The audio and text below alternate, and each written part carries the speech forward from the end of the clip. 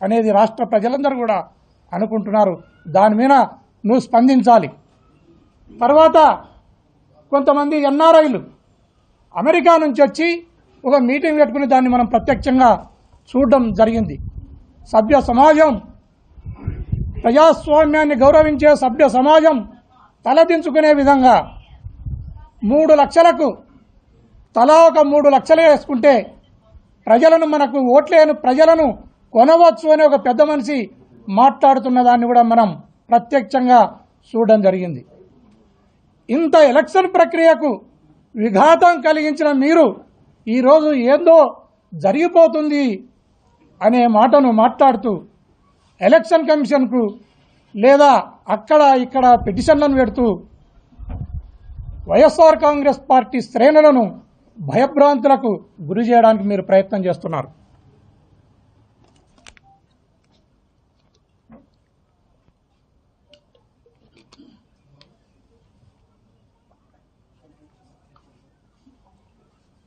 నిన్న మనం గమనిస్తే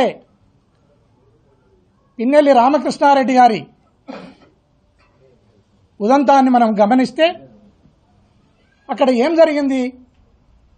మీరు ఆ బూతులో దొంగ ఓట్లను వేసుకున్నారు, ఆ బూతులో మీరు రిగ్గింగ్ చేసుకున్నారు.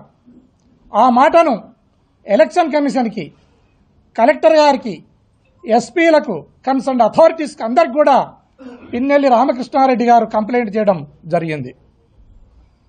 ఎవరు రెస్పాండ్ కాకపోతే తనను తాను రక్షించుకోవాల్సిన బాధ్యత, తన ధనమాన ప్రాణాలకు తానే మొదటి జడ్జి కాబట్టి అందులో భాగంగానే తనను తాను రక్షించుకోవాలి కాబట్టి బూతులేకపోవడం జరిగింది. ఘోరమైన ఘటనలు ఆడ జరుగుతున్నాయి కాబట్టి దాన్ని డిఫెన్స్ చేయడానికి ఇదేం ఎలక్షన్ అయ్యా అని కోపం వచ్చి దాన్ని తీసుకుని నేలకేసినాడు అనుకుందాం. దాంట్లో ఏమాత్రం అక్కడ ఆ బాక్సు పగలలేదు, అది సాంకేతికంగా కూడా కరెక్ట్గా ఉంది అనే మాటను ఎలక్షన్ కమిషన్ వాళ్ళే చెప్పడం కూడా జరిగింది. మనం ఇక్కడ స్పష్టంగా ఒకటి గమనించాలి. ఆయన మీద కేసు కట్టాం, ఆయన చూస్తే కోర్టుకు తిరుగుతున్నాడు బెయిల్ తెచ్చుకోవడానికి. మళ్ళీ ఎలక్షన్ కమిషన్ అక్కడ దాన్ని ఈయన పోయి దాన్ని పగలగొట్టింటే, ఈయన దౌర్జన్యం చేసింటే దాన్ని మీరు కేసు అయితే కట్టినారు. అక్కడ రీపోలింగ్కు ఎందుకు మీరు ఆదేశించలేకపోతున్నారు? మీరు రీపోలింగ్కు ఆదేశించకపోవడానికి కారణం ఖచ్చితంగా మీరు రిగ్గింగ్ చేసుకున్నారనేది స్పష్టంగా ఇక్కడ కనపడతా ఉంది. ఎలక్షన్ కమిషన్ కూడా చట్టబద్ధంగా, న్యాయబద్ధంగా, ధర్మబద్ధంగా వాళ్ళ అడ్మినిస్ట్రేషన్ లేదు అనేది ఈ ఘటన ద్వారా బయటపడతా ఉంది. ఆడే కాకుండా ఇంకొక 10-11 చోట్ల కూడా ఇలాంటి ఘటనలు జరిగినాయనే మాటను మాట్లాడుతున్నారు. వాటినన్నిటి కూడా ఎందుకు మీరు డిస్ప్లే చేయలేకపోతున్నారు? ఎందుకు దానిపైన ఎంక్వైరీ కండక్ట్ చేయలేకపోతున్నారు? ఎందుకు దానిపైన రీపోలింగ్ను చేయలేకపోతున్నారో కూడా స్పష్టంగా చెప్పవలసిన బాధ్యత ఉంది. ఇక్కడ మనం ఒకటి గమనిస్తే, సీట్లు లేని చంద్రబాబు నాయుడు, ఓట్లు లేని బీజేపీ పార్టీ, ఈయనకి సీట్లు లేవు, వాళ్ళకు ఓట్లు లేవు.